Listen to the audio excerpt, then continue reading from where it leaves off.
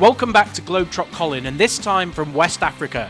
In this episode, I want to share with you some of the wonderful and diverse wildlife that I encountered in the Gambia.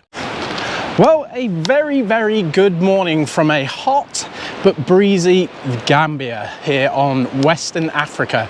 So more specifically, I'm actually in a place called Serekunda, which is this beach resort area here, which is absolutely lovely, to be honest, and you may be able to see some birds flying in the sky, and that's important because I'm walking down the beach to head to a hotel called the Senegambia to watch them feed vultures. Let's go. Alright, so after a 5-10 minute walk I have made it, and bizarrely something I've never seen before is a group of vultures sat over there waiting for food. So then there you go. This is my first time seeing vultures up close.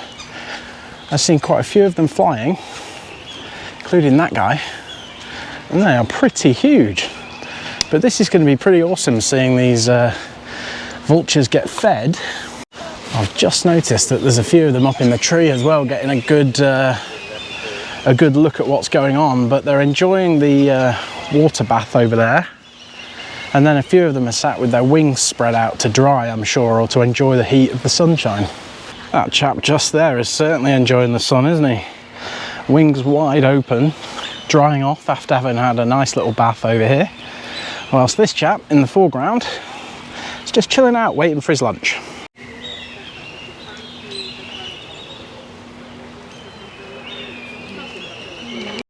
It's not every day you come to a vulture restaurant and watch them eat, is it?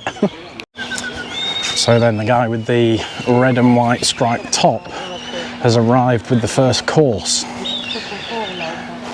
which is certainly attracting a few of the birds to come.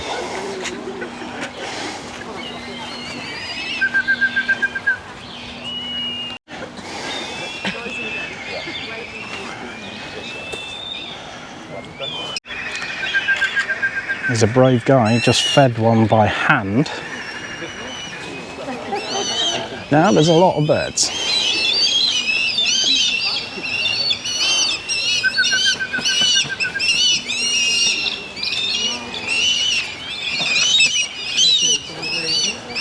And the fights have started. Look at how many birds there are. Gambia. So why not? It's the best hotel in the Gambia. And as you can see, we have an excellent ground here, and everywhere is green. We have tall trees, nice flowers, butterflies, birds, red colobus monkeys, green velvet monkeys, geckos, chameleons, nice beach and pools, and our staff are very friendly. So why not you join us here? You'll love it.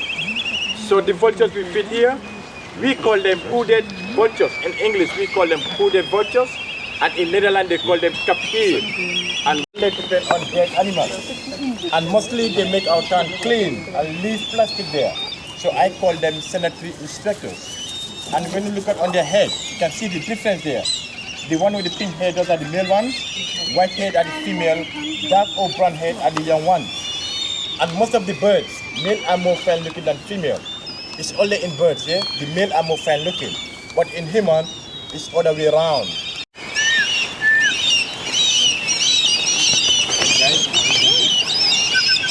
Here we go, it's feeding time now. Oh, one just caught some in the air, so he's throwing chicken now. Okay. And they're catching it in mid-air with their talons.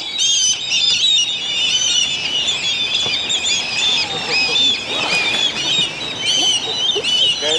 It's causing quite a frenzy.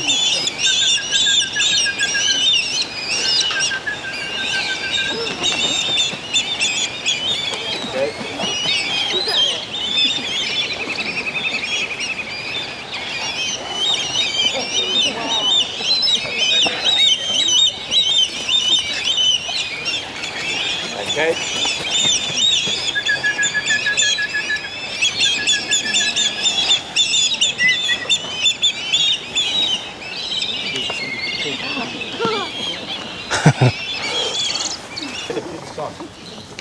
Because we're already fuel. Yeah?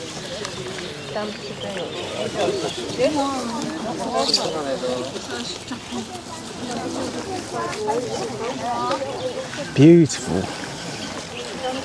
scavenger birds. So he said that they get to be 75 centimetres tall and their wingspan can be 1.30 meters, which we can see here as they're starting to argue and fight with each other. What did you think of lunch? Was it good? Would you recommend this restaurant? I think you would. So apparently now what they do, these vultures are pretty well domesticated. So what they do after eating is that they come down here for a drink of water, have a nice bath, and then they're ready to chill out for the rest of the day. So there you go, the water's running. Then we're getting a few scraps now. And one or two will have a drink, have a bathe, and then sit in the sun like that guy at the back with his wings wide open.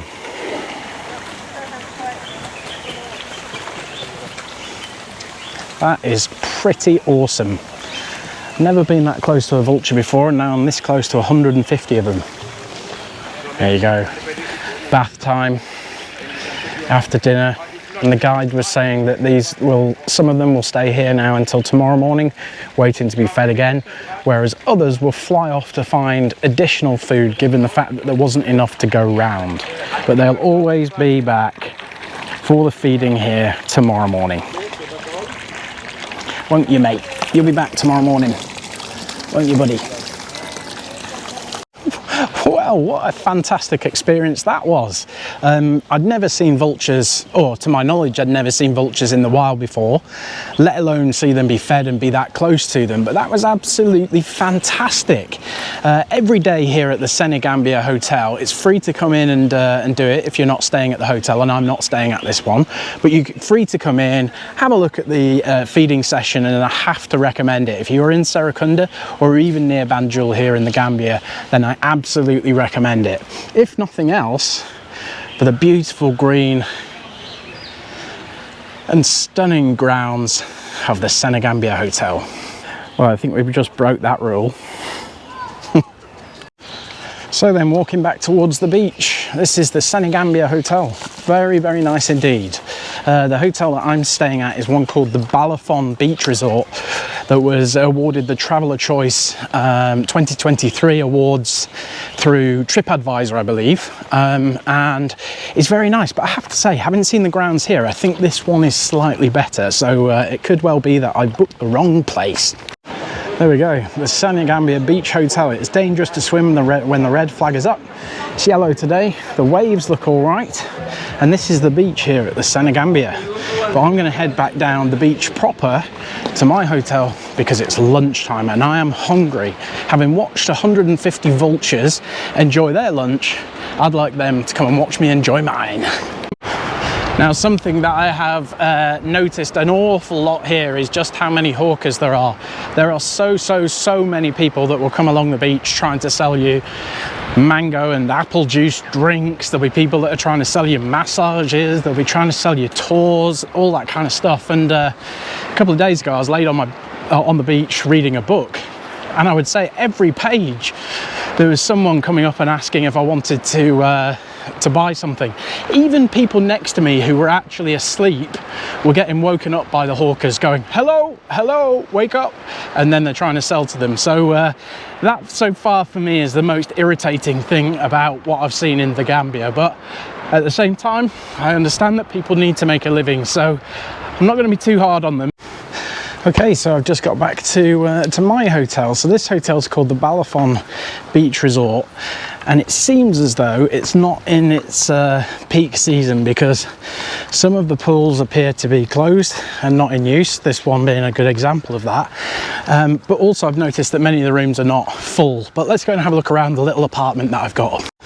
So this little place here is called Villa 9, and it is where I'm staying. And so far it's been reasonably comfortable. I wouldn't describe it as luxurious in any way, but let's go and have a look inside and see what it looks like. All right, so stepping in, this is effectively a self-catering villa, although I'm not self-catering.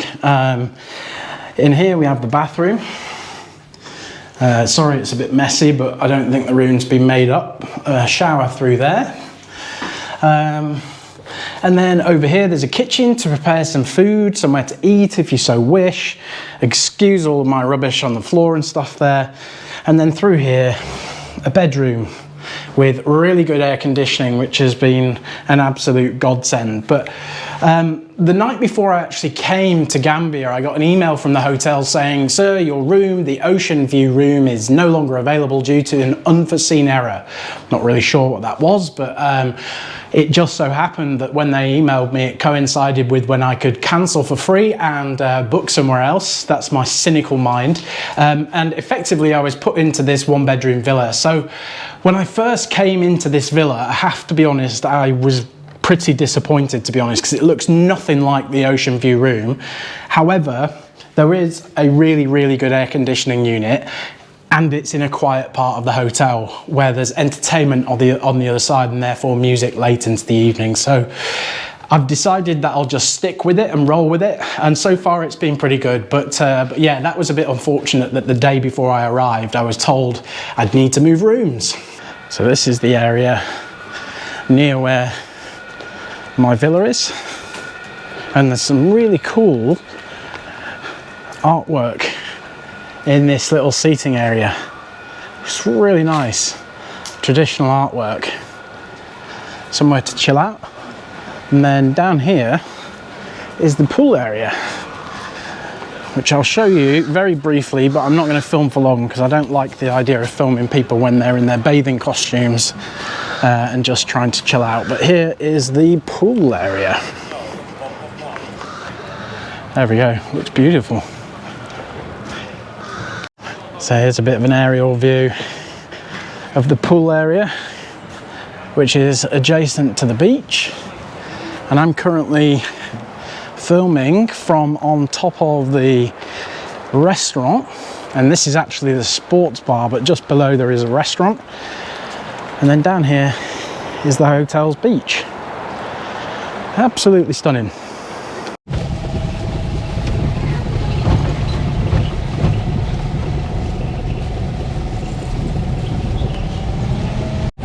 Here we go then. Arriving at the crocodile pool. Kachikally Crocodile Pool and Museum.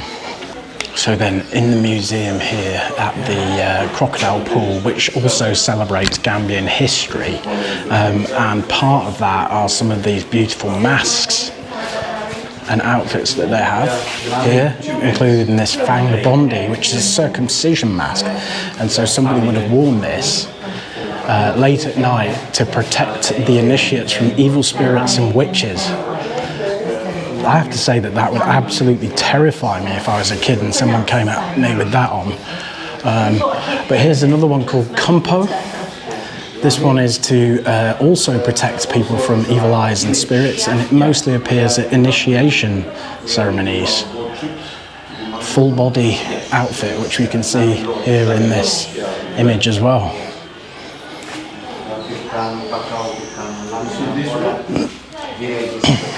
And this one here is another mask called a Niumi Kankurang, and this one is normally seen out during social ceremonies. Beautiful. So then, just walking down towards the crocodile pool, came across this absolutely amazing tree called a cotton tree, or otherwise sometimes known as an elephant tree, but it's absolutely huge. Look at that, silk cotton tree. Go right inside. Why not? There we go. Stood inside a massive tree. All right, so we just got down to the crocodile pool, and it says don't touch any of the crocodiles without the advice of the pool guide. I hadn't planned to touch any of them, but let's see. Oh, here we go. This is the crocodile pool. There's 1, 2, 3, 4, 5, 6, 7, 8, 9, 10, 11 crocodiles here, from this little chap here to that one there. Oh, there's loads of them down in the pool as well. Let's go and have a look at the ones down here by the pool as well.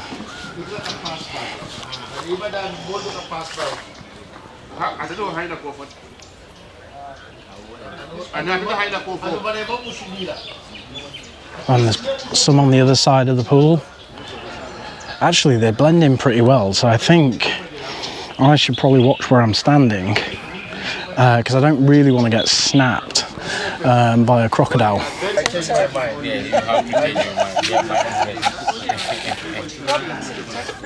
Perfect. That's an albino one. Yeah. Have you seen that one? No, I've seen it. That's an albino one. Oh, is it albino? That's an albino. Ah, wow. But in here we used to feed them with olive fish. It's having a wound on their fingers, that's why. So then walking a little bit further into the woods. And then there's a couple more here. Just been advised not to go too much closer. But this woodland area is where they were naturally found. These crocodiles have not been moved here. They were originally from this area. So I'm in their house and I'll respect that. No little babies, it is of different purpose. Beautiful. Look at the skin. I'm not going to get too much closer though. You're watching me closely, aren't you, mate? It's only small though. That one's probably only about 4 feet. Oh, and there's another one in the woods there. Yeah, they're a little bit grumpy. This little chap by the water's edge, he's loving that sunshine. He's got a big smile on. Right in the sunshine there. And I've just realised that I'm about 4 feet away from a few others. Better watch my step. Oh my God, and there's one there. I actually hadn't noticed. Just down there is a baby one, and another one just there. Tiny little ones that are camouflaged into the rocks. And then a few others on the banks there. This one is a female crocodile, and she's protecting the little chap that's just there. And I've been advised not to go any closer, otherwise I might find myself on the menu for dinner.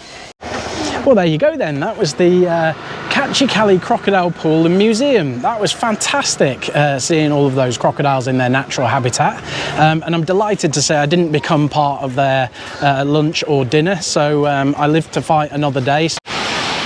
So I couldn't let the evening pass without coming down to the beach and seeing this absolutely amazing sunset, with all the locals out on Sunday evening playing football and celebrating. Far as the eye can see down this stunning beach. But that is definitely something I would say about African sunsets. Boy, oh boy, they're pretty. Join me next time when I get up and close with some of the local monkeys.